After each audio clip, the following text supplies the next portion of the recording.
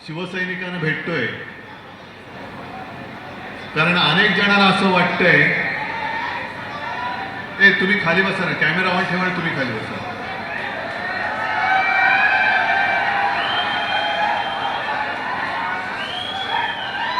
अनेक जणांना असं वाटतंय की एक 2-5 खासदार फोडले, 25-30 आमदार फोडले म्हणजे शिवसेना संपली.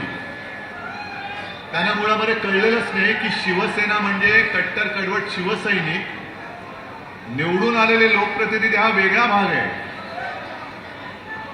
म्हणजे आम्ही ज्यांना निवडून दिलं, ज्या लोकांनी त्यांना मोठं केलं, असे अनेक लोक ज्यांना या शिवसैनिकांनी मोठं केलं ते गेले, पण तरी शिवसेना काही संपत नाहीये आणि कोणी संपूच शकत नाहीये. नाहीतर तुम्हीच बघा, या हिंगोली मतदारसंघात लागोपाठ 2दा गद्दारी झाली. आधीचाही खासदार गेला, तो तर आता तोंडच दाखवू शकत नाही, चोरवाट्याने आतमध्ये यावं लागलं त्याला. कारण निवडणूक लढण्यासाठी लोकांसमोर जाणार कसं? कारण तोंडाला हळद नाही तर काळं लागलेलं आहे. तोंडाला काळी फासलेली माणसं लोकांसमोर जाऊ शकत नाही. म्हणून हिंगोली मधला खासदार तो पडून गेला, तो पडला. यवतमाळ वाशिम मधनं आधीच्या होत्या त्या गेल्या, त्या तर उभं राहण्याचं धाडसच केलं नाही त्यांनी.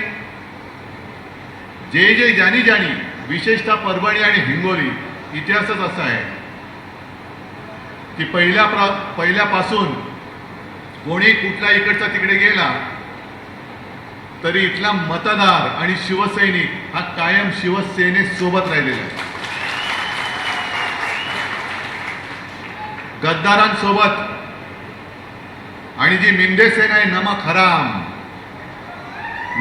हा शब्द मी वापरतोय, कारण ज्यांनी त्यांच्यावरती उपकार केले ते तुम्ही सगळेजण, त्या उपकारांची जाणीव न ठेवता त्याची दगाबाजी करणारे मेंढ्या सकट सगळे नमक हरामखोर आहेत. काय बाकी ठेवलं होतं? यांना आता संजय तुम्ही म्हणताय, पण कदाचित त्यांच्याकडे जास्त माहिती असेल, कारण 4 वर्षापूर्वी रेट आमदाराचा 50 खोके होता.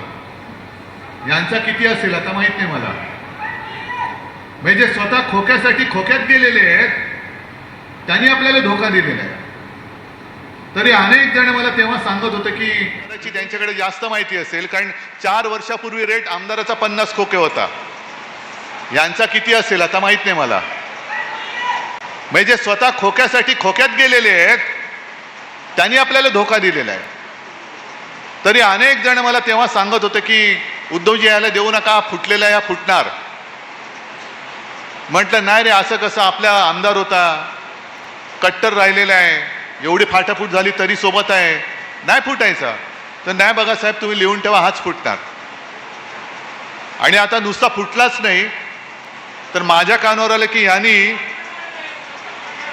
गद्दारांचं नेतृत्व केलं. असा हा गद्दारांचा गद्दार.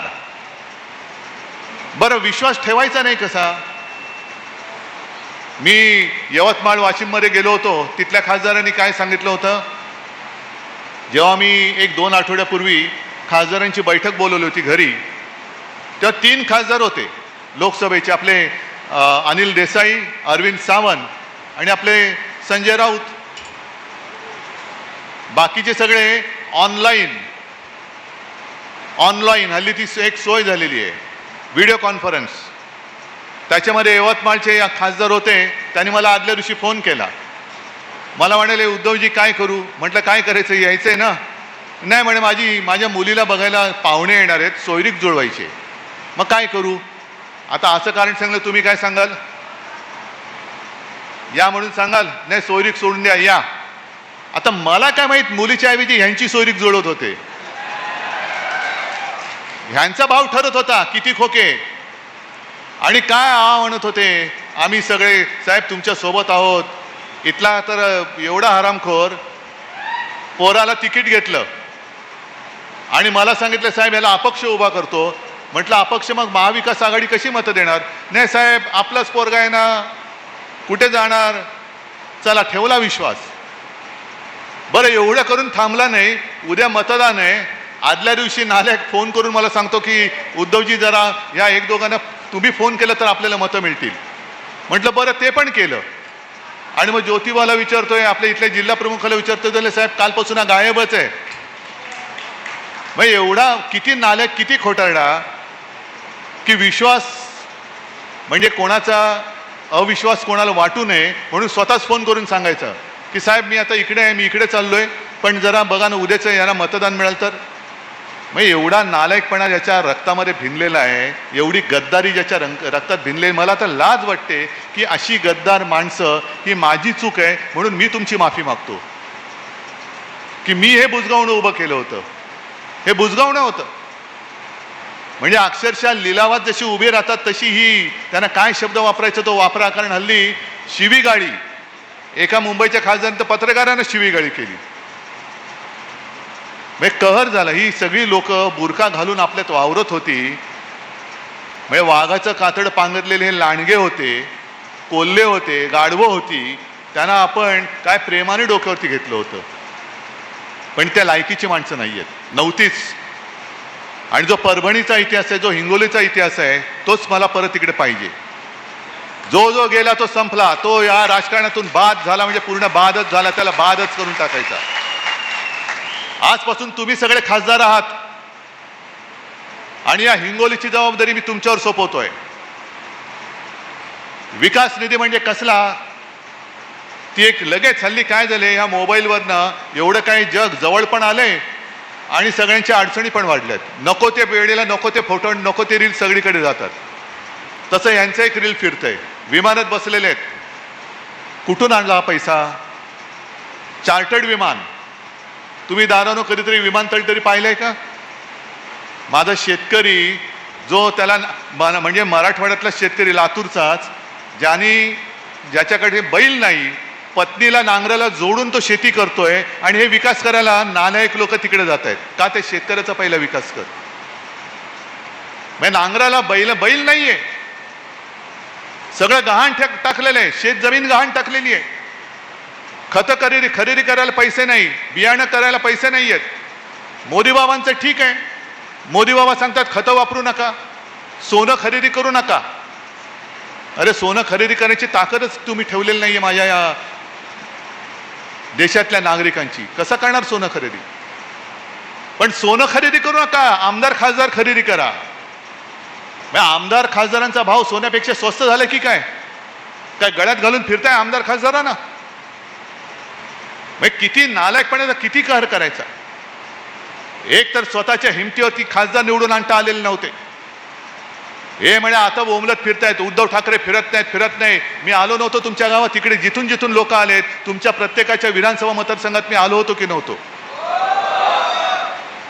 मग मी जर का असं बोललो गर्वाने, मी आलो नसतो, मी फिरलो नसतो, तर या बुजगावण्याला खासदार केला असतात तुम्ही? एक तर पक्ष चोरलेलं, चिन्ह चोरलेलं, नवीन चिन्ह घेऊन आपण लोकांसमोर गेलो. तुम्ही सगळ्यांनी अक्षरशः दिवस रात्र एक करून ना कुटुंबाकडे पाहिलं, ना तुमच्या प्रकृतीकडे पाहिलं. रक्ताचं पाणी केलं, रक्त आटवलं. समोरून पैशाचा धबधबा कोसळत होता. काय तुम्हाला पैशाच्या ऑफर आल्या नव्हत्या? कशाला काम करतो, गप्प बस, तुला एवढे पैसे देतो. अनेक शिवसैनिकांना आल्या, पण शिवसैनिकांनी त्या हरामाच्या पैशाला लाथ मारली आणि हातात भगवा धरलेला शिवसैनिक हा निष्ठेने त्याच्यासमोर उभा राहिला. निष्ठेने उभा राहिला. निष्ठा कधी विकली जाऊ शकत नाही, निष्ठेची कोणी किंमत करू शकत नाही. पण जी एक लाट निर्माण केली गेली होती, राम मंदिर बांधले म्हणून देशात मोदींची लाट होती, त्या मोदींच्या लाटेत शेवटचे फक्त 15 दिवस आपल्याला मशाल निशाणी मिळाल्यानंतर महाराष्ट्राने भाजपचं गाढव हे अडवलं होतं. आपण महाविकास आघाडीचे 31 खासदार आपण निवडून आणले होते. त्याच्यामध्ये मी अभिमानाने सांगेन, माझ्या मराठवाड्याने 3 खासदार शिवसेनेची दिले होते निवडून. अभिमानाने सांगेन. हे भाजपच्या विरोधातलं मतदान नव्हतं, हे मशालीच्या विश्वासावरचं मतदान नव्हतं, शिवसेना प्रमुखांच्या चेहऱ्यावरती बघून मतदान झालेलं नव्हतं. मग मोदींच्या विरोधात एवढी लोक असताना पुन्हा तुम्ही त्यांच्याचकडे काय गेलात? बरं, आणखीन एक रहस्य असं आहे की जिथे काही भविष्य नाहीये, भवितव्य नाहीये, म्हणजे मिंधेचं भवितव्य शून्य आहे. काम संपलं की मिंदेला सुद्धा कचऱ्याच्या टोपलीत टाकणार आहेत, हे लिहून ठेवा तुम्ही. पण भाजपात हे जायच्या ऐवजी मिंदेकडे का गेले हे मोठं कोड आहे. का भाजपात का नाही गेले? म्हणजे मला तर आता शंका वाटते की काल विमानामध्ये योगायोग असेल. आपल्या राज्याचे मुख्यमंत्री पण होते माझ्यासोबत. मग लगेच पत्रकारांचं सुरू झालं, चर्चा काय झाली? चर्चा म्हटलं उच्चस्तरीय चर्चा होती, ढगांच्या वरची. पण मला अशी शंका वाटते की हे जे म्हणतात ना ऑपरेशन काय टायगर, अरे टायगरवरती कोण ऑपरेशन करू शकत नाही. एक पंजा मारला ना तुमचं सगळे आतडी बाहेर येतील. हे ऑपरेशन टायगर नाहीये. मला शंका येते ऑपरेशन देवेंद्र आहे. कारण आज ना उद्या, कारण देवेंद्र, त्यांना असं वाटतंय की देवेंद्र फडणवीस कदाचित उद्या पंतप्रधान पदाच्या शर्यतीत उतरतील, म्हणून आत्ताच त्यांचे पंख काप. महाराष्ट्रातून एकही माणूस दिल्लीपर्यंत पोहोचता कामा नये म्हणून त्याला तिथल्या तिथे गुंतवून ठेव, म्हणून शिवसेनेचे खासदार फोडून अमित शहानी त्यांना या मिंद्याकडे पाठवल्यात. हा माझा स्पष्ट आरोप नाही, तर माझा समज आहे. असू शकतो की नसतो. नाहीतर काय होतं, आता निवडणूक थोडीच आहे, निवडणूक नाहीये. मग कशासाठी तुम्ही माझे खासदार फोडले? बरं फोडले ते फोडले, तुम्ही स्वतःकडे न घेता तुम्हाला जो पाठिंबा देऊ शकतो, तुमचा जो कोणी एक लाचार इकडे तुम्ही ठेवलेला आहे, बटीक गुलाम, त्याच्याकडे सरकवलेले आहेत. म्हणजे उद्या जर का वेळ आली की तुम्ही पंतप्रधान पदी कोणाला मत द्याल, तर हे सगळे गुलाम हे अमित शहाना मतदान करतील. ही पुढची व्यवस्था आहे, म्हणून शिवसेना फोडताय. बरं विकासाचं बोलाल तर हे स्वतः चार्टर्ड फ्लाईटने फिरतात, हा वेगळाच. क्षणभर धरून चला, विकासासाठी गेलेत. मराठवाड्यातल्या आणि विदर्भातल्या आणि महाराष्ट्रातल्या शेतकऱ्यांच्या आत्महत्या थांबतील काय? विकासासाठी गेल्यानंतर माझ्या शेतकऱ्यांची पूर्ण कर्जमुक्ती होईल काय? माझ्या शेतकऱ्याचा पीक विमा हा मिळेल काय? आणि त्यावेळेला समोर उभं राहून मोदींना तोंडावर प्रश्न हे विचारू शकतील काय? जी धमक, जी हिम्मत शिवसेनेमध्ये असताना होती, ती गुलाम सेनेत गेल्यानंतर हे सगळे बाडगे करू शकतील काय? आणि याचं उत्तर स्पष्ट आहे. शिवसेनेचं अस्तित्व हे आमदार खासदारांवरती नाहीये. शिवसेनेचं अस्तित्व हे जनतेवरती आणि शिवसैनिकांवरती अवलंबून आहे. आता सुद्धा माझ्याकडे, मी सरकारमध्ये नाहीये, तरी पण एक शिष्टमंडळ भेटलं आणि एक आता यांनी समोरून एक निवेदन दिलं, शक्तीपीठ महामार्ग रद्द करा. कोण आहे मी? काय करू शकतो? माझे तर खासदार पण फोडलेत. इथला जो खासदार होता त्याला विचारा, नालायका तू कधीतरी आमच्या बाजूनी कधी बोललास तिकडे? आता बोलू शकतोस?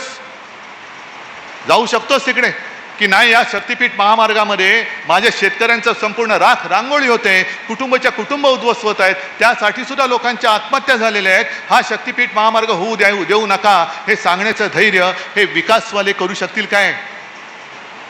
मग जबाबदारी आपलीच येणार आहे. कारण विकास त्यांचा होणार, खोके त्यांना मिळालेत. रस्त्यावरती कोण? तुम्ही आणि आम्ही. जसं मी तुमची माफी मागायला आलो तसंच तुम्हाला मी विश्वास द्यायला आलेलो आहे. खासदार फुटला फुटू द्या, पुन्हा आपण नवीन खासदार आणू, आपल्या हक्काचा आणू, नव्याने आमदार आणू. पण तुमच्या न्याय हक्काचे आणि जीवन मरणाचे जे प्रश्न आहेत ते सोडवण्यासाठी हा उद्धव बाळासाहेब ठाकरे तुमच्या खांद्याला खांदा लावून, आमदार खासदार कोणी सोबत नसला तरी मी तुमच्या सोबत उभा राहिल्याशिवाय राहणार नाही. कारण माझी बांधिलकी ही सत्तेशी नाहीये, माझी बांधिलकी त्या फुटीरांशी नाहीये, माझी बांधिलकी तुमच्याशी आहे. तुमच्यामुळे हे आमदार खासदार दिल्ली आणि विधिमंडळ बघू शकतात, नाहीतर किंमत त्यांची काय होती. पण हा एक नवीन धंदा झालेला आहे.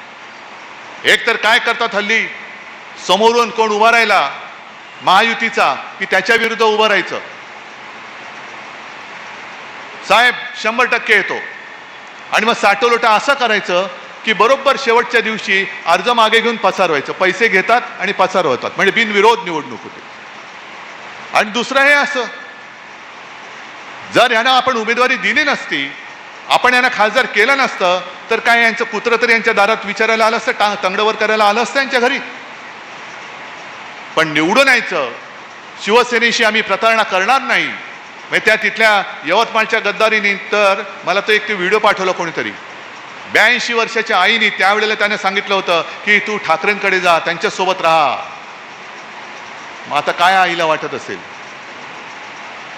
तसंच ह्या इथल्या गद्दारांनी सुद्धा जो विश्वासघात आपल्याशी केलेला आहे, विश्वासघात केला तो केला, पण परत पोराला पुढे सरकवत होते. म्हणजे हे विशेष आम्ही केली तर घराणेशाही.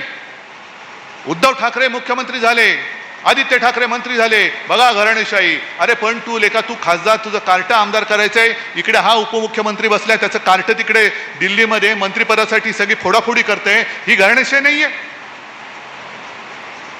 आम्ही करू ती घराणेशाही आणि तुमचं काय? बेईमानी रक्ताची अवलाद ही त्यांची पोरं बाळं जर का सगळं भोगत असतील तर ती घराणेशाही होत नाही. बरं कशासाठी तुम्ही गेलात तिकडे? आता संजय राऊत यांनी जो विषय घेतला तो आपल्याला राज्यभर करायचा आहे, करणार, नक्की करणार. कारण राम मंदिर हा आपल्या केवळ महाराष्ट्राच्याच नव्हे तर तमाम जगातल्या तमाम हिंदूंच्या जीवाभावाचा प्रश्न आहे. जर अडवाणीजींनी रथयात्रा काढली नसती आणि हिंदुत्व जे शिवसेना प्रमुखांनी पुन्हा एकदा वरच्या पातळीवरती आणलं होतं, या देशातली 1987 सालची पार्लेची पहिली पोटनिवडणूक अशी होती जी हिंदुत्वाच्या मुद्द्यावरती जिंकली गेली.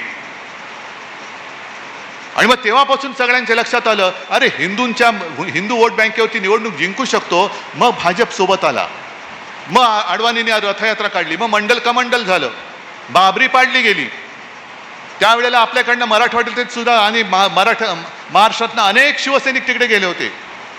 पण बाबरी पडली, पाडल्यानंतर सगळे भाजपवाले 2 पायात शेपूट घालून बिळात लपून बसले होते. आम्ही नाही. आणि कोर्टाने निर्णय देऊन राम मंदिर झाल्यानंतर काय छाती काढून पुढे आले, शंकराचार्य नको, हा नको, तो नको, फक्त मीच सगळं केलं आणि मीच राम मंदिर उभं केलं. मग आता राम मंदिराची जी काही लूट चालले, मंदिर वही बनाएंगे, कशासाठी? लुटणे के लिए. ही गद्दारी जी झालेली आहे आणि गद्दार गट, गद्दार सेना जी आहे, जी त्यांची गुलाम झालेली आहे, ते राम मंदिराच्या प्रश्नाबद्दल, राम मंदिराच्या लुटीबद्दल प्रश्न विचारू शकतील काय? आपण करणार आहोत, राज्यभर आंदोलन करणार आहोत. पण हा केवळ गद्दारीचा प्रश्न आहे, तो शिवसेनेशी नाही, उद्धव ठाकरेशी नाही, हिंगोलीचा नाहीये, ना परभणीचा, ना आणखीन कुठला. हा हिंदूंची, हिंदुत्वाशी केलेली ही गद्दारी आहे, ज्याचा जाब आपल्याला भाजपाला विचारावा लागेल. जसं त्यावेळेला मोगल आक्रमकाने आपली मंदिरं लुटली, काही तोडली, तसंच ते बाबरी बांधली गेली होती ना. मग त्यावेळेला मोगलांनी जर का आपली मंदिरं लुटली म्हणून आपण त्यांना शिव्या घालत असू, तर आता तुमचे जे काही चेले चपाटे राम मंदिर लुटतायत त्यांच्यावरती कारवाई आजपर्यंत का केली नाही? मध्य प्रदेशमध्ये भाजपचे मुख्यमंत्री मंदिराच्या परिसरातल्या जमिनी लुटल्या, पत्रकार परिषदेत आलं. हेच जर का इतर कोणी विरोधी पक्षातल्यांनी केलं असतं तर देशभर यांनी काय हंगामा केला असता. म्हणून आज जो सामनामध्ये संजय राऊत यांनी आग्रह केलेला मुद्दा म्हणून वाचा. कारण मधल्या काळामध्ये सगळे सकल हिंदू समाज म्हणजे काय, हिंदू जनजागृती म्हणजे काय, हिंदू खतरे में है, अरे आम्ही हिंदूच आहोत. पण जेव्हा काँग्रेसचं राज्य होतं तेव्हा इस्लाम खतरे में आहे म्हणून घोषणा दिल्या जायच्या. आता 12 वर्ष तुमचा बसले तिकडे जग काय विश्वगुरू, त्यांच्या काळामध्ये हिंदू खतरे में कसा आला? मग ते सगळे जे होते ज्यांनी मोर्चे काढले, नुसता काय तमाशा केला, ते आता गेले कुठे लपून बसले की राम मंदिर लुटलं जाते, मंदिराच्या नावाने लुटी चालू आहेत. शंकराचार्य म्हणाले केदारनाथ मंदिरातलं सोनं लुटलं गेलंय. कुठे गेले हे सगळे हिंदू तथाकथित भोंदू? हा वरवरचा विषय नाहीये. हे जे सगळं चाललेलं आहे हे 2/3 बहुमतासाठी चाललेलं आहे. कारण निवडून आले नाहीत, आपण त्याने येऊ दिला नाही, 240 वरती भाजपा थांबला. मग पुढे काय करायचंय? घटना तर बदलायची, हातात तर पूर्ण ताकद पाहिजे. आणि मध्ये जे काही महिला आरक्षणाच्या बुरख्या आडून किंवा त्याच्या आडून डिलिमिटेशनचं जे काही बिल आणत होते, विधेयक आणत होते, ते जर का झालं तर तुम्हाला आम्हाला कोणी विचारणार नाही, पूर्णपणे उत्तरेच्या ताब्यामध्ये हा देश जाईल. आमच्या मताला काहीच किंमत नाहीये, की आत्ताही नाहीये. कारण उघड सगळीकडनं अत्याचार चालू आहेत, लोकशाहीचा दिवसाढवळ्यात खून पडतोय की काय असं चित्र निर्माण झालंय. तरी कोणाला काही त्याची पडलेली नाही. पण आम्हाला आमदार खासदार पाहिजेत. शेतकरी मेला तर मरू दे, शक्तिपीठाखाली चिरडला गेला तर जाऊ दे, पेपर फुटले तर फुटू दे, विद्यार्थ्यांनी आत्महत्या केली तर करू दे. आजच ठाण्यामध्ये एक पेपर फुटलाय TETचा, कोणालाच काही पडलेलं नाहीये. नीटचा पेपर फुटला, धर्मेंद्र प्रधाननी राजीनामा तर दिलाच पाहिजे, पण त्यातलं जे काही केंद्रबिंदू होतं ते आपल्या दुर्दैवाने आपल्या महाराष्ट्रातलं होतं. आणि असं म्हणतात की ते पकडलेले किंवा ज्यांच्यावरती आरोप आहेत ते सगळे यांच्या परिवाराशी संबंधित होते. मग या पापाबद्दल कोणालाच काही वाटत नाही किंवा तुम्हाला त्याच्याकडे लक्ष जाऊ नये म्हणून हे फोडाफोडी चालले, असा माझा स्पष्ट आरोप आहे. का मला परत शिवसेनेचा खासदार पाहिजे, का मला परत शिवसेनेचा आमदार पाहिजे? होय, मला शिवसेनेची सत्ता पाहिजे, कारण ज्यांचा विश्वास माझ्या शिवसेनेवर आहे त्यांना न्याय देण्यासाठी, म्हणून मला परत सत्ता पाहिजे. त्यावेळेला मला मुख्यमंत्री व्हावं लागलं. मी काही ठरवून मुख्यमंत्री झालो नव्हतो. जर भाजपाने दिलेलं वचन पाळलं असतं तर मी मुख्यमंत्री झालोच नसतो, दुसरा कोणतरी शिवसैनिकच मी करणार होतो. पण जी काही मला संधी मिळाली त्यावेळेला मात्र जेवढं काही करता येणं शक्य होतं तेवढं मी प्रामाणिकपणे करण्याचा प्रयत्न केला. कोणी माझ्याकडे कर्जमुक्ती मागितली नव्हती तरी सुद्धा माझं कर्तव्य म्हणून माझ्या नागपूरच्या पहिल्या अधिवेशनात कर्जमुक्ती मी जाहीर केली आणि ती मी करून दाखवली. मी फुकटामध्ये रेशन वाटा हे वाटा असं नाही करत, पण गोरगरिबाला काहीतरी जेवण मिळालं पाहिजे त्याच्यासाठी 10 रुपयात शिवभोजन करून मी दिलं होतं. आता काय झालं मला माहिती नाही आहे. कोरोनामध्ये तुमच्या सगळ्यांच्या सहकार्याने आपण महाराष्ट्र सावरला होता, पाडलं सरकार. अरे पण पाडलं तर पाडलं, सत्ता तुम्ही मिळवलीत, मिळवल्यानंतर काहीतरी त्याचा उपयोग करून द्या ना, महाराष्ट्राचं भलं करा ना, देशाचा विकास करा. तुम्ही तो नाही करायचा, फक्त आम्हाला सत्ता पाहिजे, सगळे आमच्या ढेंगे खालनं जायला पाहिजेत. नाही होणार. छत्रपती शिवरायाचा महाराष्ट्र कोणाच्या ढेंगे खालनं नाही जाणार. आणि तो जो जमाना होता मराठ्यांच्या घोड्यांच्या टापाने दिल्ली हादरायची, तो जमाना आपल्याला आता परत आणावा लागेल. कोणाची टाप होता कामा नये, महाराष्ट्राकडे वाकड्या नजरेने पाहायची. आणि मला खात्री आहे आज अनेक जण नवे जुने माझ्या समोर आलेत, कुठे काही बिघडलेलं नाहीये. मला खात्री आहे एक सुद्धा माझा कट्टर कार्यकर्ता गद्दाराच्या मागे गेलेला नाही, जाऊ शकत नाहीये. इकडे खुद्द हातगावचे कार्यकर्ते बसलेत. पण मी तमाम हिंगोलीकरांना एक आवाहन करतोय, आवाहन म्हणजे विनंती. जे कोणी या नालायकामुळे नाराज होऊन घरी बसले असतील, जे कोणी या नालायकामुळे नाराज होऊन दुसरीकडे गेले असतील, या परत या सगळ्यांनी परत या. कारण ह्याला काय होतं, ह्याच्याकडे मी दिलं होतं सूत्र, बन तू खासदार. मग अडचण त्याला होऊ नये म्हणून मग ते साहेब हा नको, साहेब तो नको, मग हातगावमध्ये हा नको, झालं. मग एक तर वाटोळं करायचं तेवढं करून ठेवण्याचा प्रयत्न केलाच आणि स्वतःही गेला. तर जे जे कोणी त्याच्यावरती नाराज होऊन गेले असतील, या बाबांनो शिवसेना आपली आहे. आज मी सगळ्यांना साथ घालतोय. या गद्दारांमुळे जे जे कोणी गेले होते त्या सगळ्यांनी परत यावं, या सूत्राने या गद्दाराला गाडा परत. आणि तुम्ही सगळे समर्थ आहात. तुम्हाला सगळ्यांना निष्ठेचं पाणी गद्दारांना कसं पाजायचं हे पक्क कळलेलं आहे. अनेक जण आले आणि अनेक जण गेले, पण हिंगोलीवरचा भगवा तुम्ही कधी उतरू दिला नाही, म्हणून मी तुम्हाला खरंच साष्टांग दंडवत घालतोय. आणि ही निष्ठा, हा जो तुमचा जोश आहे, हा उत्साह आहे, खरं म्हटलं तर दुसरा कोणताही पक्ष असता तर खासदार फुटल्यानंतर घराच्या बाहेरच नसता पडला. पण मी जास्त नाही, मी त्यातला नाहीये, मी त्यातला नाहीये आणि तुम्ही पण त्यातले नाही आहात. म्हणजे अनेकांनी आजचा कार्यक्रम बघून तोंडात बोटं घातली असतील, किती बोटं त्यांची जात असतील तेवढी सगळी घातली असतील की हे शिवसेना आहे तरी काय, कितीदा फोडायची, फुटून सुद्धा संपत नाहीये. पण शिवसेना अशी संपणारी नाही. जो फोडायचा प्रयत्न करेल त्याला फोडून संपवल्याशिवाय शिवसेना पुढे जाणार नाही. आणि ती शिवसेना पुढे नेण्याची जबाबदारी मी तुमच्यावर सोपवतो आणि आपली रजा घेतो. जय हिंद, जय महाराष्ट्र. साहेबांच्या बाहेर पडेपर्यंत कुणी रस्त्यामध्ये अडचण करायची नाही, कृपया. तर हिंगोलीमध्ये उद्धव ठाकरे यांची ही जाहीर सभा झालेली आहे. हिंगोलीवरचा भगवा तुम्ही कधीच उतरवू दिला नाही. कट्टर कार्यकर्ता हा गद्दारांच्या मागे कधीच गेला नसल्याचं उद्धव ठाकरे यांनी म्हटलेलं आहे.